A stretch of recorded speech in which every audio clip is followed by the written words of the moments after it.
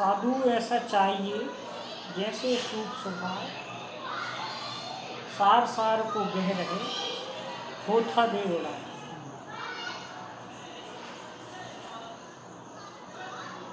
अब मैं कक्षा 6वीं की किताब जो है सोशल साइंस की किताब है, इसको पढ़ रहा था। इसमें जो शुरू में प्रश्नों पे कुछ दिया जाता है राइटर्स के बारे में, और वो पढ़ा मैंने। जैसे विद्यार्थी के नाम पत्र है ना, आपको मैं जैसे बता रहा हूँ, उसमें ये लिख रहा है राइटर विद्यार्थी को कि प्रिय विद्यार्थी, आप कक्षा 6 में अपने आसपास की दुनिया के बारे में और अधिक जानेंगे, है ना। अब बताइए, विद्यार्थी दुनिया के बारे में जानेंगे। अरे भाई, अपने आप में तो जान लो पहले। मैं मान रहा हूँ ना कि भाई दुनिया को जानना भी ज़रूरी है, लेकिन उससे पहले ये चीज़ कौन बताएगा कि आप अपने आप को जानो। दूसरे पृष्ठ पे इसमें लिखा है, इस पुस्तक के साथ आपकी यात्रा। अब देखिए, इसमें कुछ लिखा है, कक्षा 6 के विद्यार्थी, यह पाठ्य पुस्तक बहुत ही ध्यान से और प्रेम के साथ लिखी गई है। भाई, प्रेम से भी लिखी गई है। अच्छा, प्रेम क्या पता, ध्यान से भी और प्रेम से भी।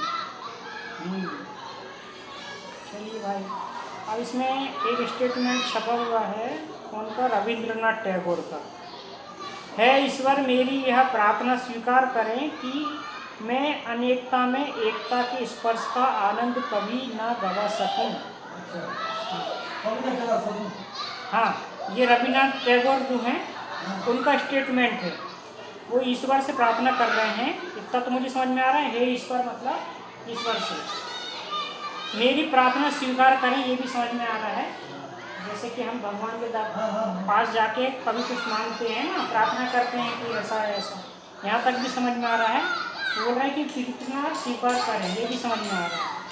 क्या स्वीकार करें? कि मैं अनेकता में एकता के स्पर्श का आनंद कभी ना गवा सकूं, कभी ना गवा सकूं। आप बताइए, अनेकता में एकता के स्पर्श का आनंद कभी ना गवा सकूं, क्या अर्थ हो सकता है? ये कैसा आनंद है? मतलब हम ये जान रहे हैं रविंद्रनाथ टैगोर जी बहुत बुद्धिजीवी और बहुत महान पुरुष हो गए, लेकिन उन्होंने इतनी कठिन भाषा का उपयोग क्यों किया? है ना, मतलब जो व्यक्ति के समझ में नहीं आ रही वो बात उन्होंने ऐसी लिखी है, क्यों? तो कुल मिला के आज भी हम लोगों की स्थिति ये है, मेरी खुद की भी मैं बता रहा हूँ आपको, कि हम बातों का अर्थ निकाल के उसका कहीं पर भी फिट कर लेते हैं। इसलिए ये इतने टैलेंटेड लोग हो गए कि इन्होंने अपनी बात को ऐसा लिखा है कि तुम उसको यूज ही नहीं कर पाओगे, समझ ही नहीं पाओगे। तो ये गोलमोल चीज़ें हो गई। और ये मुझे ऐसा लगता है कि ये चीज़ें ऐसे स्टेटमेंट क्यों उपयोग में लिए गए जिनको हम समझ रहे हैं कि ये स्लोगन बन गए। आप जब ऐसे बुद्धिजीवी लोगों से कोई उल्टे सीधे लोग जाकर सवाल करते हैं किसी भी सब्जेक्ट में, तो उन्हें उसका जवाब तो देना पड़ता है। तो वो ऐसा जवाब देते हैं कि तुम्हारे भेजे में ना वो समझ में ना आए। तो ये इस तरीके से चतुराई से निकल जाते हैं। अब उन्हीं को हम लोग अपना सर फोड़ रहे हैं समझने के लिए, है ना, कि इतनी महान बात है और हमें समझ में नहीं आ रही।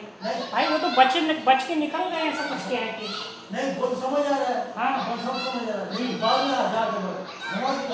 हाँ, तो वो ये ऐसे स्टेटमेंट हैं कि ये सिर्फ जबरदस्ती में जवाब देने के लिए कठिन तरीके से बना दिए गए हैं कि आपके पल्ले नहीं पड़े, समझोगे नहीं।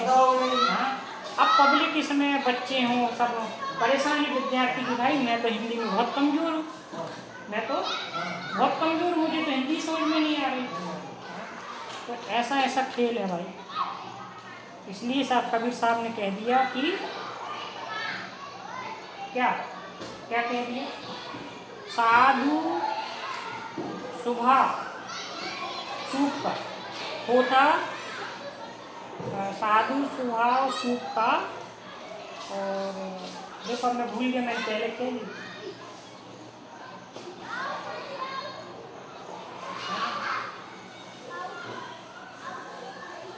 साधु ऐसा चाहिए जैसे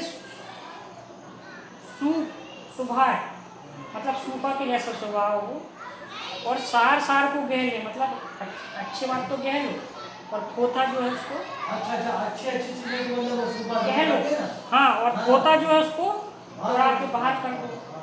तो हमें कुल मिला के अपने व्यक्ति को, अपने जीवन को, पहले अपने आप को समझो, फिर दूसरों को समझो क्या समझना है, और जो समझ जाने का है उसको ले लो, और नहीं तो बाकी उड़ाओ। आप हाँ, इतना समझ में आना आपका कोई छोटी मोटी बात नहीं है। तो ये है कि अब इसमें खिचड़ी मिक्स है भाई, ऐसा नहीं कि ये भी गलत लिखा है कि वो गलत लिखा है। पहले जैसे इन्होंने लिखा है कि दुनिया को समझ लो, छठवीं वाले बच्चे, अरे छठवीं वाले बच्चे अपने आप को समझते हैं क्या? पहले ये सोचो। और इसमें ये अनेकता में एकता वाला स्लोगन रविन्द्रनाथ टैगोर जी का क्यों डाल दिया? प्रेम दिखाने के लिए। क्या प्रेम है भाई? ऐसा होता है क्या प्रेम? तो ये है भाई, इसलिए इतनी भ्रमित हो रहा सिस्टम। अब इसमें मैं भी क्या कर सकता हूँ? ये हर पृष्ठ पे छपे हैं, किसी को पता ही नहीं रहते हैं। अभी ट्रेनिंग में पूछा था, मूल अधिकार कितने हैं? मूल अधिकार कितने हैं? है? अब कभी ये किसी बच्चे से पूछ लो, कोई नहीं बताएगा। अब मैं तो मैथ का टीचर हूँ, उसके बाद में भी मैंने ये चीज़ें देखी समझी बाद में। अब सोशल साइंस सब्जेक्ट या हिंदी सब्जेक्ट वाले दिन को पहले ही बताना चाहिए अच्छे से, एक कटिंग काट करके क्लास में लगा देना चाहिए मूल अधिकार। लेकिन पता ही नहीं चलने देना चाहते कि क्या अधिकार है, इनका उपयोग कैसा करना है ना? पढ़ा रहे हैं साहब, पढ़ रहे हैं बच्चे, रिजल्ट अच्छा आना चाहिए, रिजल्ट अच्छा आना चाहिए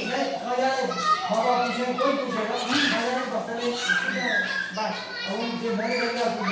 नहीं पता, तो जो हमारा खुद का है वो हमें पता नहीं है, देश दुनिया को आप जानना है ना? तो ये सब खिचड़ी मिक्स है साहब, क्या करें, क्या पढ़े, क्या चल रहा है, क्या चलना चाहिए, कौन चलाएगा? ठीक है, मोदी जी चला रहे हैं, ठीक है, चैन सुकून से रहना। इतना चैन सुकून मिल रहा है आदमी को कि चलो भर पेट खा रहा है, सो रहा है, और ऐसे विचार के लिए इसको समय मिल रहा है। नहीं तो शायद पहले को विचार समय ही नहीं मिलता होगा आदमी को, आपात आते हैं, ये मान सकते हैं भाई। इसके अलावा तो बुद्धिजीविता वाली बात तो ऐसी कोई समझ में विशेष आती नहीं है। ऐसा है भाई, तो साधु जैसा स्वभाव बना लो, थोड़ा सुकून चैन से रह सकते हैं। नहीं तो फिर चैन नहीं है भाई, पढ़ लिख के कितना पढ़ोगे, क्या पढ़ोगे, कुछ समझ नहीं आएगा। बस पहले से पढ़ते नहीं बना इतने ज़्यादा, पर दुखने लग जाता। आज भी ऐसा ही है। अगर तरीके का कुछ पढ़ने का है तो पढ़ लोगे, लाइन से जो लिखा है बुद्धिजीवियों का। लेकिन ये खिचड़ा खिचड़ी है, ये पढ़ोगे ना, ये जान लो वो मत जान लो, ये प्रेम नहीं समझते, कुछ नहीं समझते, बोले प्रेम से लिख रहे हैं क्या? आज ये तो चल रहा है, जैसा पंजाब चल गया, तो आजकल गोपाल हुआ सब गया, हाँ, पीछे सब छूट गया, हाँ, आगे पाठ और पीछे सपाट, हाँ, पीछे कोई काम का नहीं है बात। मैं बताऊं, मैं आगे था, आगे क्लास में, हाँ, तो मेरा कोई हाल था, अभी सवाल करते यार, अरे यार